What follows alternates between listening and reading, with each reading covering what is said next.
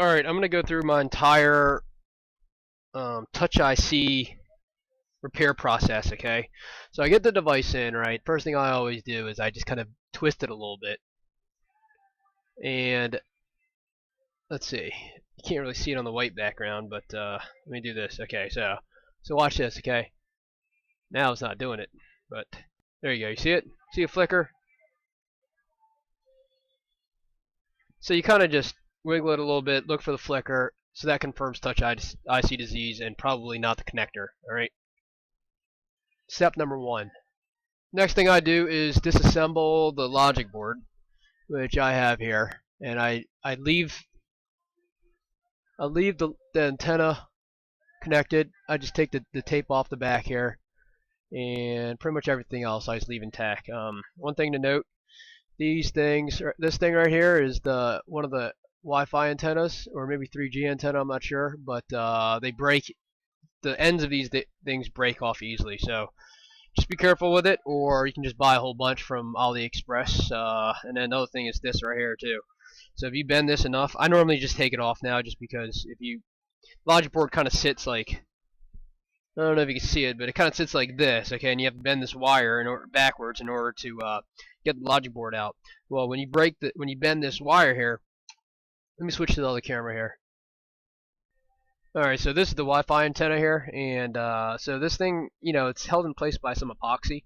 So if you bend this and it breaks it, then you're going to get weak Wi-Fi signal. So it's good to have these two parts in hand, some extras, and you can tell right here I broke this one. See it? That's what usually happens. It's just not very strong, and I guess I could probably solder it back on, but I think it's probably better to just replace it. Yeah, so that's what I'm going to do. I'm going to replace this one. And this one I just took off. So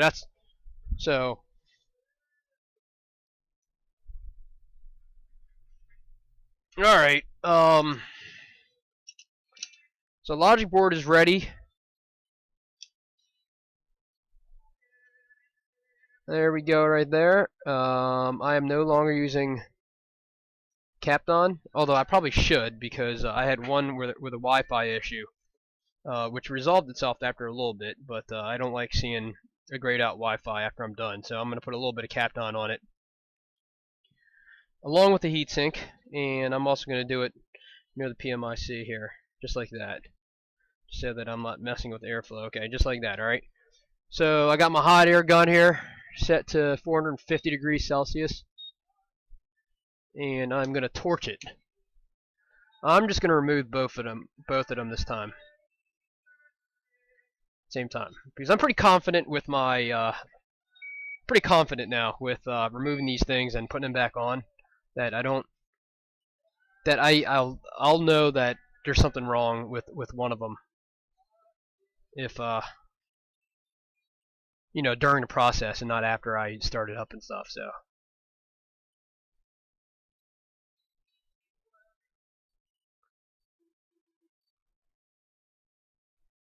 So I got a 450 degrees Celsius.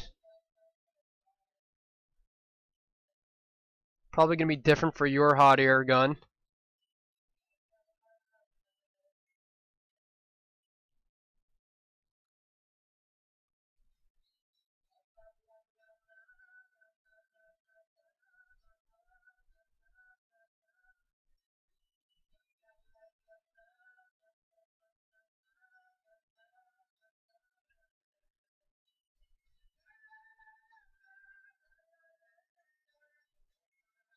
So don't pull up until the chips are melted. I mean, the solder is melted, okay? So you can tell this pad is already, that pad is oxidized right there, which may be the problem with the touch, actually.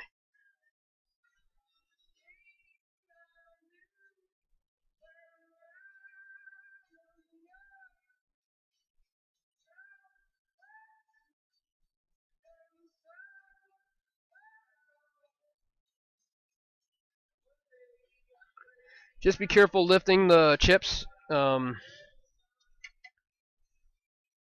Just don't disturb any of the components. That's really what it comes down to, So I'm going to get my Hakko FM2027 now.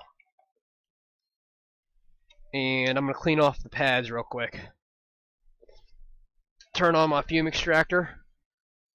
Why is it so dark? Is that better? Alright.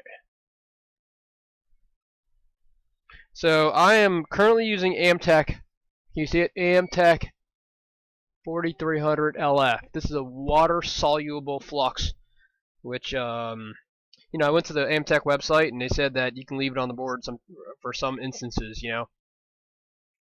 But generally, water soluble flux, you want to remove all of it after you apply it. I mean, meaning you can't just leave it on there. I mean, it's not a good idea to leave it on there because it is corrosive. But I'm giving it a try.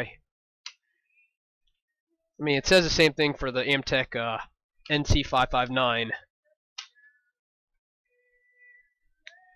Alright, I'm out of solder, so I'm going to have to pull a new one. Alright, so I'm using Kester 6337 with a diameter of 0.03 inches. I like the bigger one because, see, like that is corroded as well. So that may also be a problem. I mean, I haven't really isolated exactly what is causing the Touch IC problem, but it's probably, I think that may be one of the pads that causes the problem. So anyways, so with the flux, it helps remove the oxidation, okay? But generally, I think most of the Touch IC problems are isolated to these top 3 pads right here. This one, that's ground, and that one leads to that little chip right there.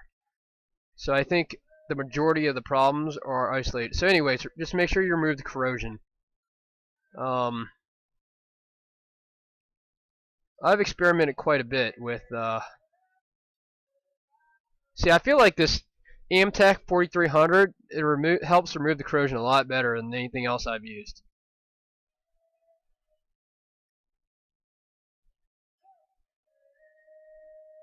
So that's really about it. You really just don't want to disturb anything. Remove, mix in the lead-free solder with the leaded solder that we have on here, and then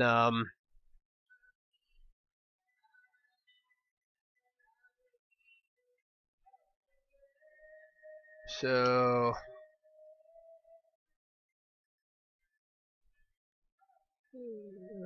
that's really about it.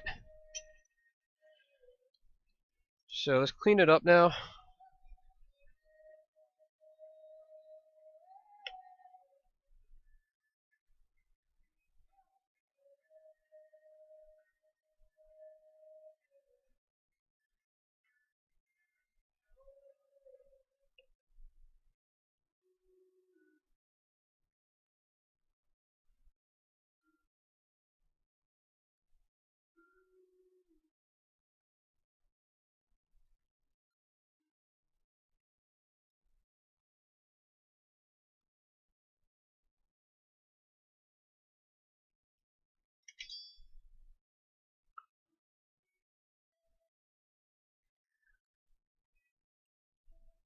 Alright, so those are pretty good. I just want to make sure they're somewhat even, otherwise when I put them down.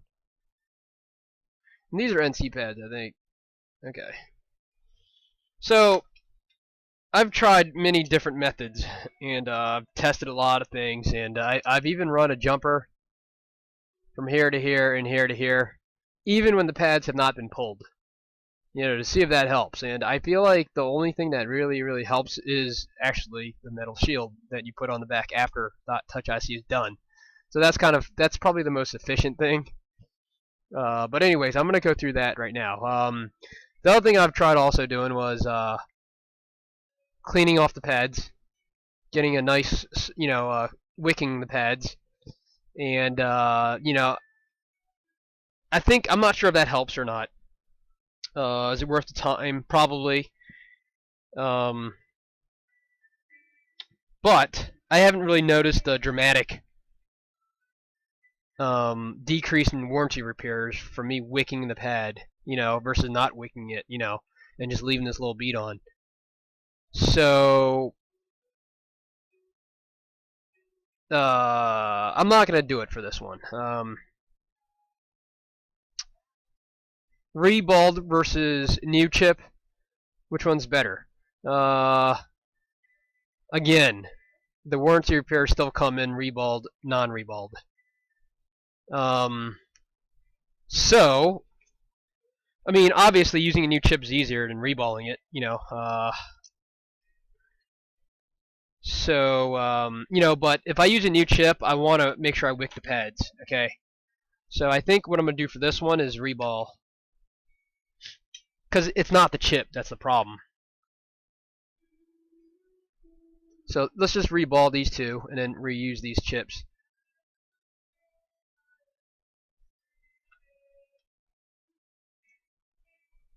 I mean, reball takes me like 5 minutes these days. Like, yeah, 5 minutes these days. Maybe a little bit longer than that, but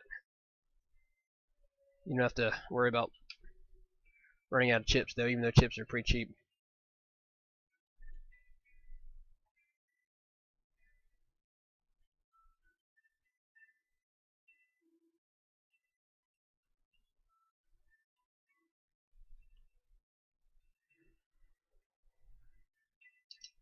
So I'm just using the exact same chips that came off the board. I mean, replacing Cumulus or not replacing it, I think the results are the same. I really don't think it's Cumulus that's the problem, especially if you see gray bars. So sometimes I don't even replace Cumulus, to be honest with you. I mean, if I don't see gray bars, then I may replace it. If I do see gray bars, then I'm probably going for Mason, the bigger chip.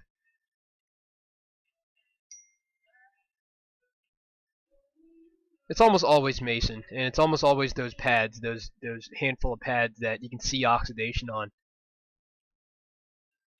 So I'm just using IPA and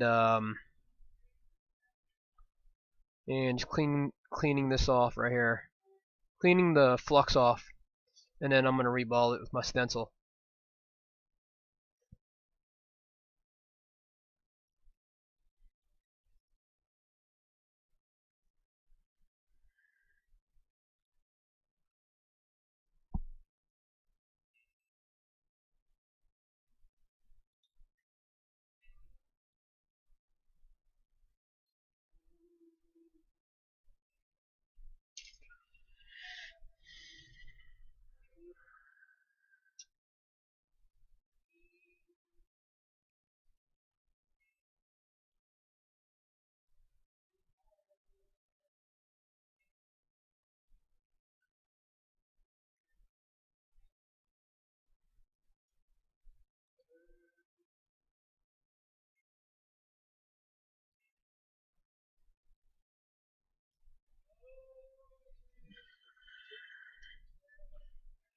So Kester EP256 is what I use. One tube will last you pretty much forever. So don't worry about spending whatever it is, 20 bucks on this thing, because it's gonna last you a long, long time.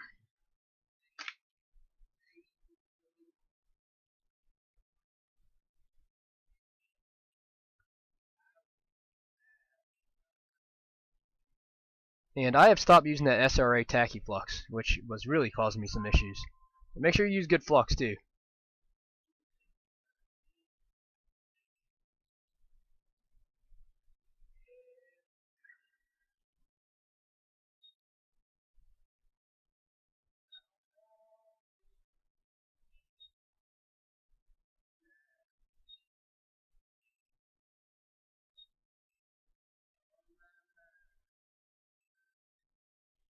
Okay, after you get done with this, just make sure you eyeball it a little bit, just to make sure that it is all the joints are pretty even. If they're not even, you're gonna have a problem. So they're all pretty even here, I can tell. So and then you just lift. So after I finish that, I normally just run it over the hot air iron again, and you can kind of see it. Make sure all the balls are on the pads evenly, So that's good. And that chip is done. So let's go to number 2 now.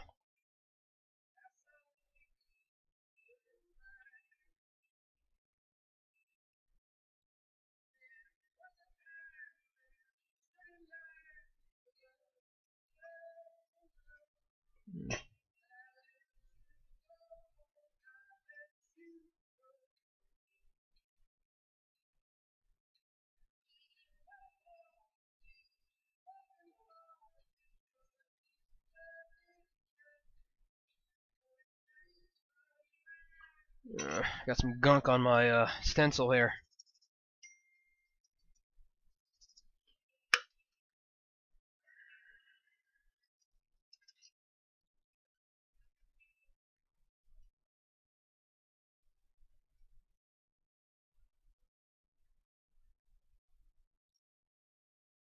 I think there's still one more problem with it.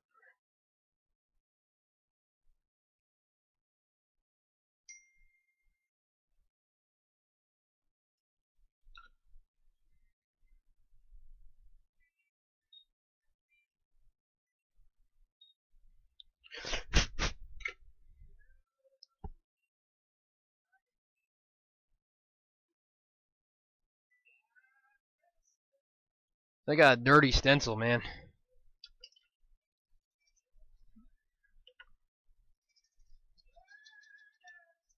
A little bit annoying. Sorry I have to put you guys through this.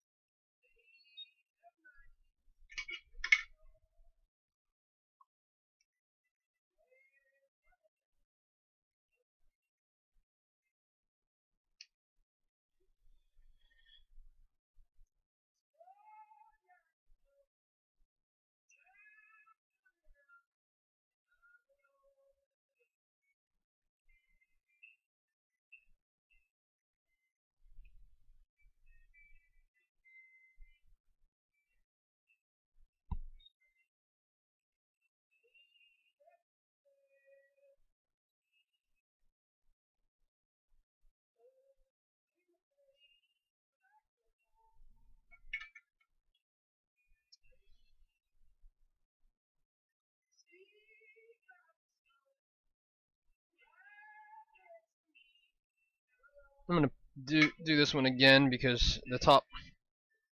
I'll show you which one that doesn't look right.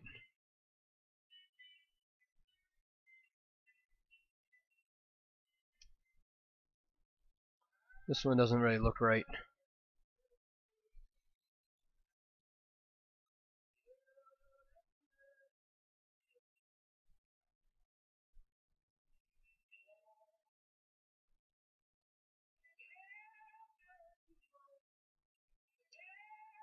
I think it's because it's dirty.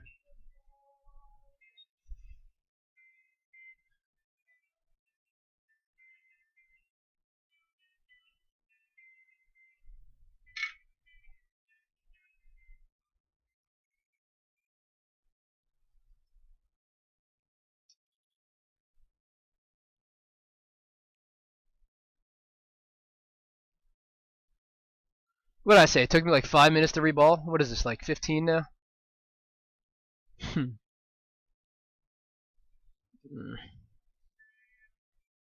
Maybe it takes me a little longer than I thought.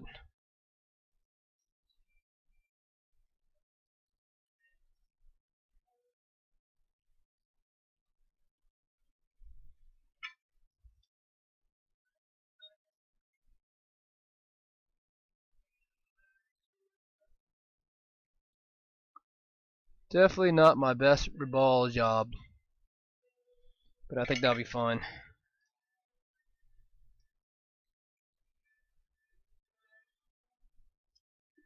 There's something on this stencil here that's kind of like right there.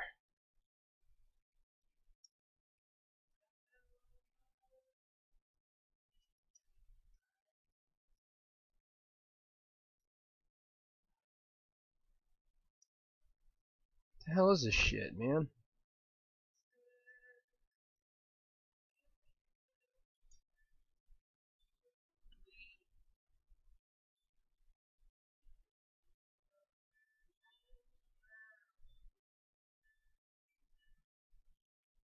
This is really bugging me now. It's like this hole right here has something in it.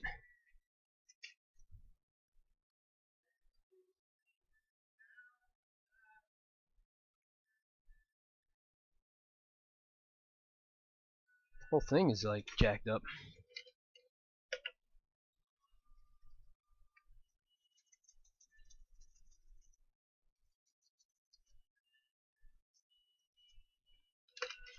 Alright. let's go. Stop wasting time here.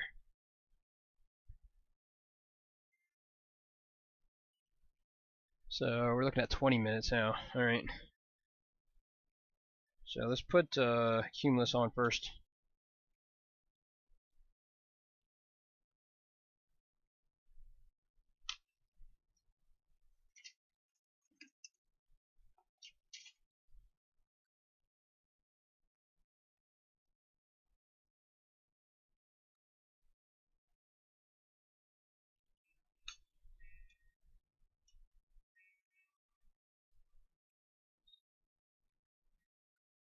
So this is going to melt a little faster since it's leaded solder.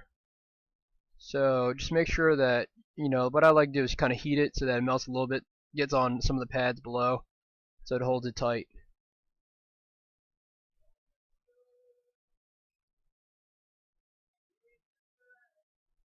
See, now, I kind of heated, well, it's not holding yet, actually. So now it's pretty, okay, so now it's like at least holding with the pad below.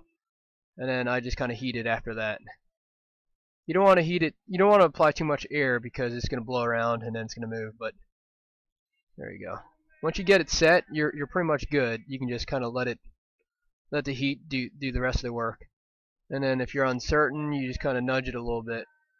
There you go. Nudge it, nudge it. You're good. So let's go with number 2 now.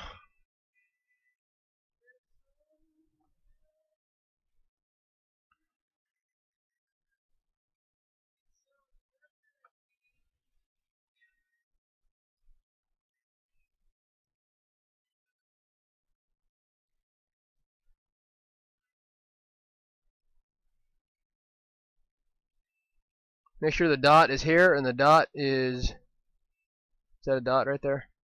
I just know the Broadcom faces that way. So those are the 2 things you just need to worry about when you're replacing these chips. So for this one, I just kind of want to make sure that it's somewhat aligned before I really heat it. So I just apply a little bit of heat, melt a little bit of the solder so that holds on the pad, and then you can kind of touch it right here. It's not completely on the pad yet, but it's holding tight. Okay, so now I just kind of heat it, and then it should just melt right in place. And you will see it move once it's in place, aligned and stuff like that.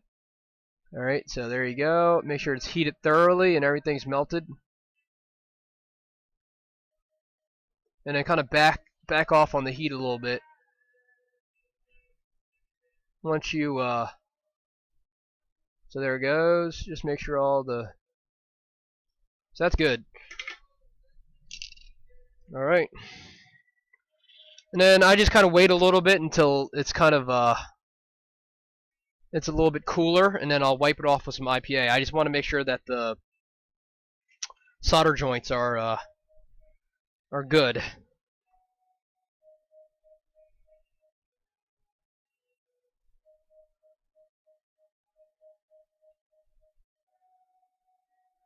Okay.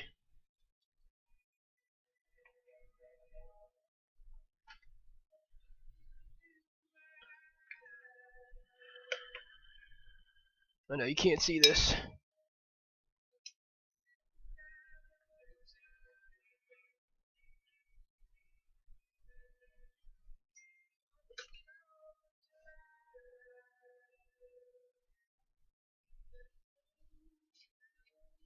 So a little IPA to clean off the flux, and then I just use a Chem wipe to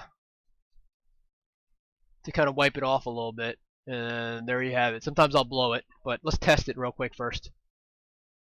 Alright, so I have the logic board back in place, and I'm going to turn it on now.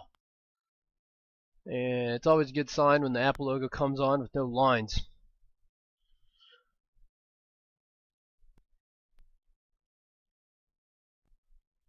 So we're at 24.5 minutes now, or 25 minutes.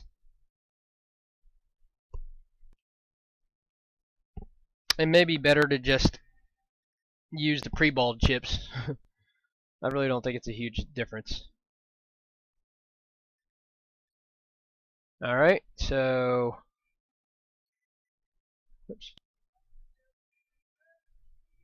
Alright, so let's see. Alright, let's just go. That sucks. I probably, well. Alright, I'm not going to go through all this, but touch kind of works, I think. I won't be able to test it until I actually get to the home screen, you know. So I need to plug in the Wi-Fi, I think, in order to get that to work. So that's what I'm going to do. Hang tight. Alright, so I have some pre-made metal backplates, which I said this does seem to be working the best. I mean, I didn't believe it myself, but this is what I'm doing now. It doesn't take very long to do.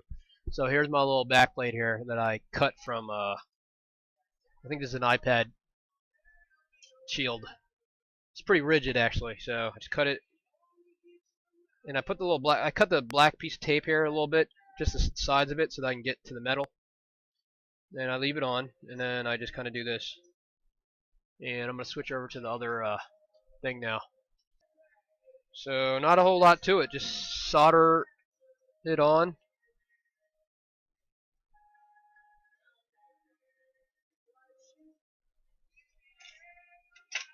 And I'm using the same 6337 solder, just so that I normally start at this corner here, but I always tend to get too much on.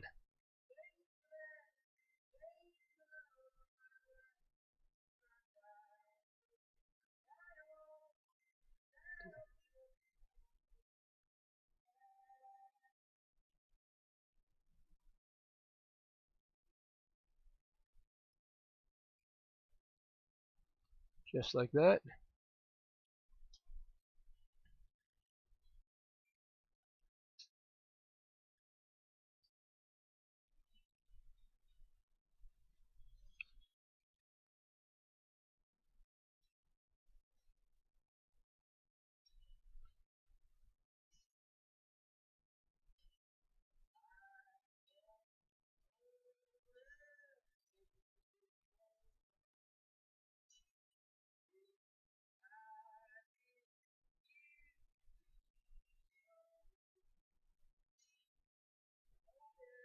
Well, I didn't leave enough room over here, really.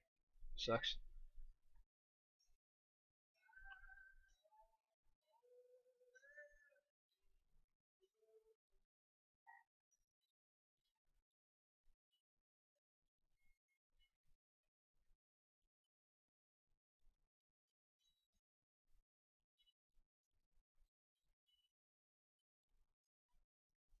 I'm gonna burn that wire. Okay, so that's pretty much good.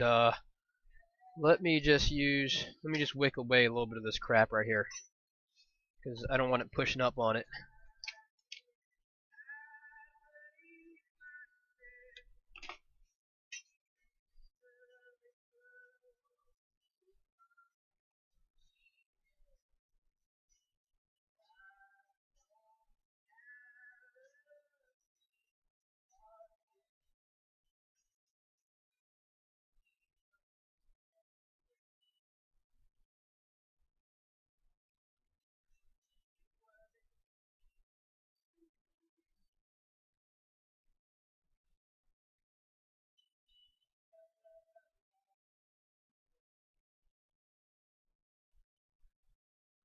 A little bit is not bad. You just don't want like too much where it's pushing it up too much.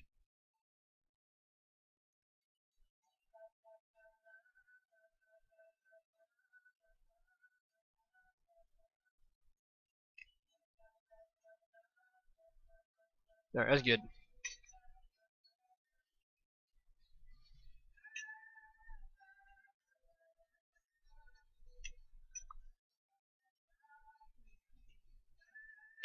Clean it up a little bit.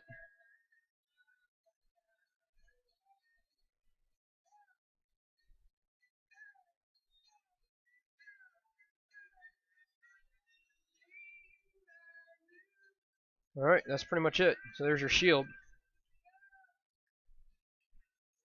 So after all that is done, you want to make sure you check the entire phone.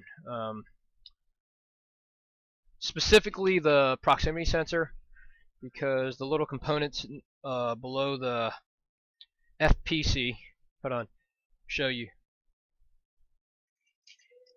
I've already closed up that board already, that phone. But you want to check the proximity sensor. Okay, if that doesn't work, then it's usually these little components right here. It's usually this guy right here, the last one here, or this one. Reball these two. Check Wi-Fi.